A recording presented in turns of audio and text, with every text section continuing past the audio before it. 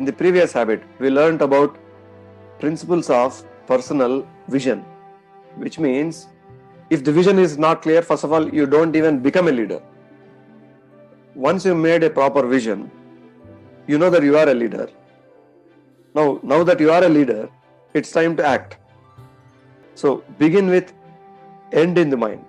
Whatever endeavor you take upon, whatever goal you set for yourself, whatever set of actions you think are the right things to do, always think this. What will be the consequence of that? You are taking actions in your circle of influence. But where are the consequences of your actions coming? In the circle of concern, out in the world. You do something as a company, but the effects of your company are also felt by the society around it.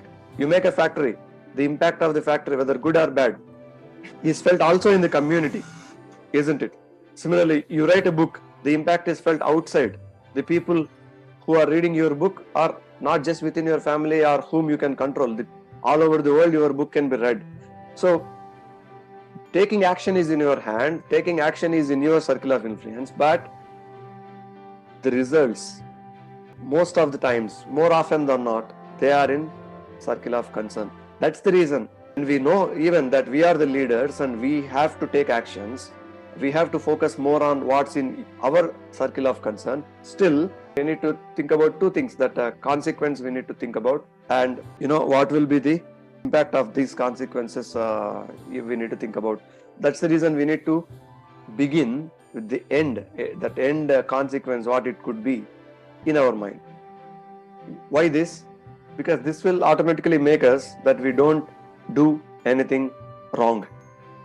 Or on the other side, we always know that what we are doing, why we are doing, always has a good purpose. So either to avoid the bad consequence or to create a positive impact. It's all up to you to think what's that end consequence you want to create, or what is that end consequence you want to avoid, and then begin with that.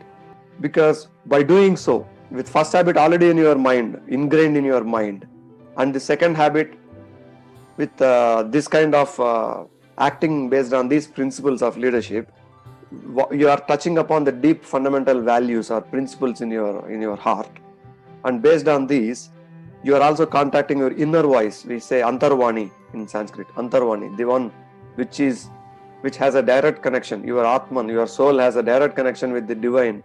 So this will actually drive you in the right path most of the times when you are honestly thinking and talking to yourself.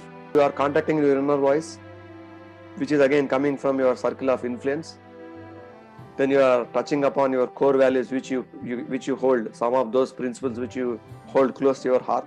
With these things, you are actually now working, not just assuming that you are a leader. Now you are working and exhibiting your leadership. This is second habit. So the end goal is your frame of reference for today's decisions and actions. Thank you for watching. Please like, share and subscribe.